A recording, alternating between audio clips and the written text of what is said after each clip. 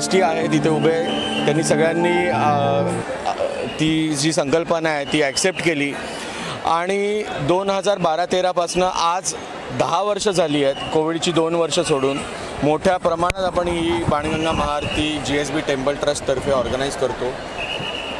बाणगंगा हे तीर्थक्षेत्र आहे, GSB टेम्पल ट्रस्टच्या खाजगी मालकीचं आहे. मुंबईतलं सगळ्यात पुरातन स्थान आहे. भगवान श्रीरामांनी इथे बाण मारून गंगा उत्पन्न केली म्हणून बाणगंगा, आणि संस्कृतमध्ये वाळूला वालुका म्हणतात, तर वालुकेचं शिवलिंग बनवलं म्हणून वाळुकेश्वर महादेव म्हणून हे वाळुकेश्वर महादेवाचं मंदिर प्रसिद्ध आहे. समस्त मुंबईकरांसाठी आज ही बाणगंगा हे एक प्रतिष्ठेचं धार्मिक आणि अतिशय भावपूर्ण असं श्रद्धास्थान निर्माण झालेलं आहे. आणि सगळ्यात महत्त्वाचं म्हणजे GSB टेम्पल ट्रस्टला बाणगंगा तीर्थक्षेत्र कॉरिडॉर हा डिक्लेअर करायचा आहे. त्याच्यासाठी समस्त मुंबईकरांनी सहभागी व्हावं आणि हा संदेश पंतप्रधानांपर्यंत पोचावा अशी आमच्या ट्रस्टची आणि आयोजकांची म्हणून इच्छा आहे. आणि बाणगंगा तीर्थक्षेत्र कॉरिडॉर हा प्रमोट व्हावा एवढंच या मागचं उद्देश आहे. नुसतं आरती करून काही होणार नाही, आपल्याला रिस्टोरेशन करायचं आहे. ही जी काही जुनी वास्तू आहे त्या वास्तूचं जतन करायचं आहे. 11व्या शतकामध्ये शिलाहार राजांनी हे मंदिर पुन्हा बांधलं होतं. हे मंदिर बघून अंबरनाथ महादेव मंदिराची स्थापना केली गेली होती. त्याच्यामुळे अंबरनाथ महादेव मंदिर हे इतकं अप्रतिम आहे, तर आपलं वाळकेश्वर महादेव मंदिर हे पुन्हा तसं पुनर्स्थापित व्हावं अशी आमची इच्छा आहे. कारण 17व्या शतकात पोर्तुगीजांनी ते उद्ध्वस्त केलं होतं.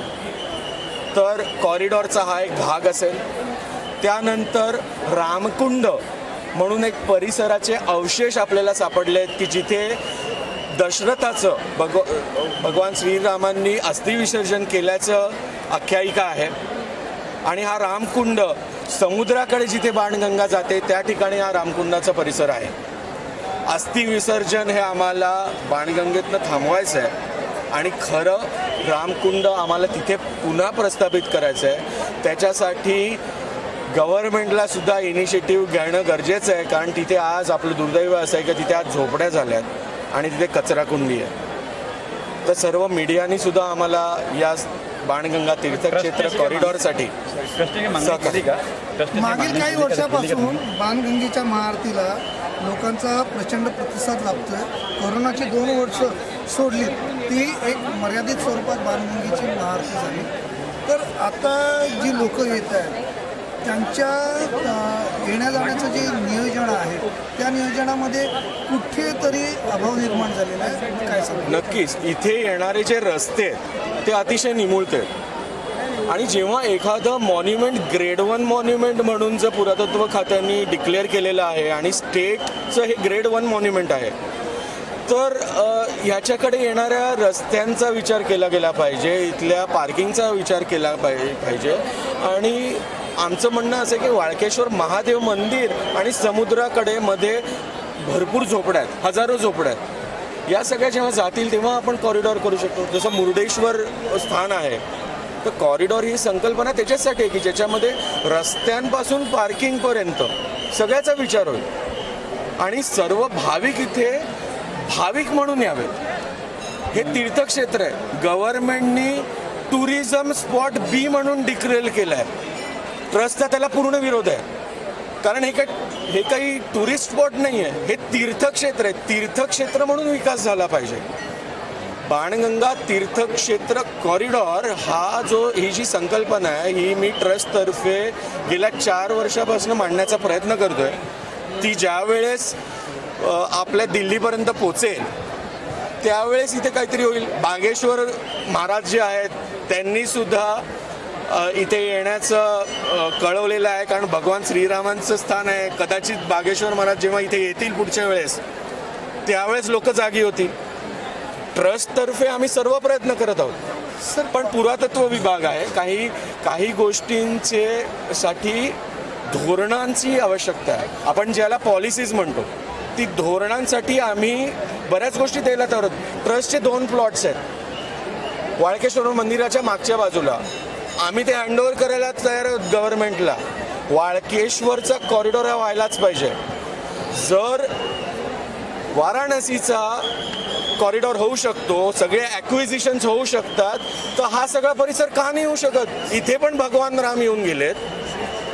तर ही आमची मनीषा आहे आणि त्यासाठी नुसतं GSBs म्हणून नाही, सगळ्या मुंबईकरांनी एकत्र यावं आणि CSR फंड रेस करणं. मुंबईमध्ये सगळे उद्योजक आहेत, सगळे मागे उभे राहतील, पण हे धोरण करण्यासाठी सरकारने सुद्धा आम्हाला सहकार्य केलं पाहिजे. सरकारचं सहकार्य पण अपेक्षित आहे.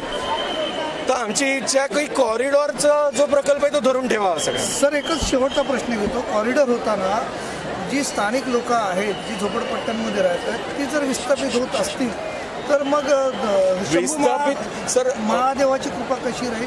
त्यांच्यासाठी तुमच्याकडे काय प्लॅन आहे? सर, विस्थापितांचं पुनर्वसन हे व्हायलाच पाहिजे. आम्ही कोणाला बेघर करण्यासाठी आमची कुठलीही अर्जी नाही आहे. कोणी बेघर होणार नाही.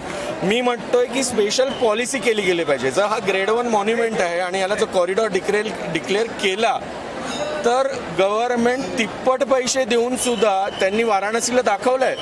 सेंट्रल गव्हर्नमेंटनी ज्यावेळेस घेतला हा प्रकल्प त्यावेळेस पॉलिसीज झाल्या आणि ॲक्विजिशन झाले. कोणालाही बेघर करायचं नाही आहे, पण कॉरिडॉर होण्यासाठी तुम्हाला पॉलिसीज करणं गरजेचं आहे. त्याच्यासाठी मुख्यमंत्री महाराष्ट्राचे आणि सेंट्रल गव्हर्नमेंट यांनी बसणं गरजेचं आहे. सगळ्या अधिकाऱ्यांनी बसणं गरजेचं आहे. आमच्याशी चर्चा करणं गरजेचं आहे. ही प्रायव्हेट प्रॉपर्टी आहे. बाणगंगा प्रेसिंग ही GSB टेम्पल ट्रस्टची प्रॉपर्टी आहे, मान्य आहे, पण गव्हर्नमेंटचा सहभाग गरजेचा आहे. कारण सगळ्या मशिनरीज या ट्रस्टकडे नसतात, पण त्यांच्या सहभागाने ही गोष्ट पॉसिबल आहे. GSB टेम्पल ट्रस्टच्या वतीने आणि आम्ही काही सहयोगी संस्थेच्या वतीने, जसं की आमची ऊर्जा फाउंडेशन आहे, त्याच्यानंतर यावर्षी बृहन्मुंबई महानगरपालिकेने देखील त्यात सहभाग घेतला आणि अशा अनेक स्वयंसेवी संस्था आहेत. गेली अनेक वर्ष आम्ही या ठिकाणी सगळेजण मिळून अतिशय भक्तिभावाने, आनंदाने त्रिपुरारी पौर्णिमेच्या दिवशी या ठिकाणी महागंगा आरती या ठिकाणी साजरी करतो. आणि आपण पाहिलं असेल की दरवर्षी गर्दी प्रचंड वाढत चाललेली आहे. आज या ठिकाणी आम्हाला 15,000चा अंदाज होता, जवळपास 22,000पेक्षा जास्त गर्दी आज या ठिकाणी पाहायला मिळून आलेली आहे. त्यामुळे आमचा जो मानस आहे, ही गंगा आरती सुरू करण्याचा जो मानस आहे तो याच्यासाठी आहे की आपण सगळेजण वेगवेगळ्या तीर्थक्षेत्री आपण जातो. जसं वाराणसीला जातो, त्याच्यानंतर आपण ऋषिकेशला जातो, हरिद्वारला जातो. त्या ठिकाणी देखील दररोज किंवा काही ठराविक तिथीच्या वेळेला गंगा आरती होते. आज रामायण काळातील असलेलं एक तीर्थक्षेत्र बऱ्याच लोकांना, मुंबईत राहणाऱ्या लोकांना देखील माहिती नाही की एक क्षेत्र रामायण काळातलं आहे आणि त्यावेळेला ते बाणगंगा निर्माण झालेली आहे. त्याचं पूजन आणि आजची ही आरती त्याचं एक विशेष महत्त्व आहे.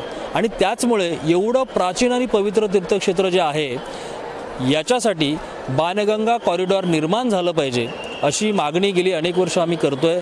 आणि लवकरच GSB टेम्पल ट्रस्टचे जे सर्व सदस्य आहेत, ट्रस्टी आहेत, त्याचबरोबर आमचे ऊर्जा फाउंडेशन असेल, याच्या अगोदर मागच्या वेळेला जे उज्जैन जगद्गुरू आले होते त्यांनी देखील हमी दिलेली आहे की तुम्ही सगळेजण त्याचा आराखडा तयार करा आणि आपण सगळेजण पंतप्रधान मोदीजींच्या भेटीला जाऊ असं त्यांनी सांगितलेलं आहे. तर निश्चितच आपल्याला पाहायला मिळेल की आगामी कालामध्ये जसं वाराणसी कॉरिडॉर झालं, त्याच्यानंतर आपलं महाकालचं झालं, त्याच प्रकारे बाणगंगासुद्धा कॉरिडॉर आपल्याला आगामी कालावधीमध्ये पाहायला मिळेल.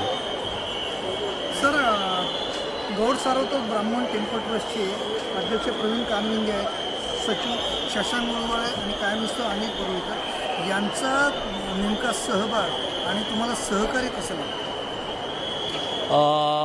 GSB टेम्पल ट्रस्टचे जे अध्यक्ष आहेत, सचिव आहेत आणि इतर सर्व सदस्य आणि विशेष करून CEO ऋत्विक औरंगाबादकर या सगळ्यांच्या संकल्पनेतून की यांनी सुरुवात यांनी केली आणि पुढाकार घेतला की ज्या वेळेला आपल्याला हे करायचं आहे, अनेक अडचणी आल्या त्यांना देखील हे करण्यामध्ये, मग ते परवानगी असतील, स्थानिक लोकांची होणारी गैरसोय असेल, या ठिकाणी झालेलं अतिक्रमण असेल, या अनेक गोष्टीमधून या गोष्टीचं श्रेय मात्र निश्चितपणे GSB टेम्पल ट्रस्टचे जे अध्यक्ष सचिव आणि बाकी सगळे जे सदस्य आहेत त्यांना निश्चितपणे द्यावं लागेल. आज हा सगळा आपण वैभव सोहळा पाहतोय, एवढी सगळी मांदिळे या ठिकाणी पाहतोय, याचं संपूर्ण श्रेय केवळ GSB टेम्पल ट्रस्टलाच आहे. परचरण कृत वाक्कायजं कर्मजं वा श्रवणनयनजं वा मानसं वा अपराधं विहितं सर्वमेतत् क्षमस्वं.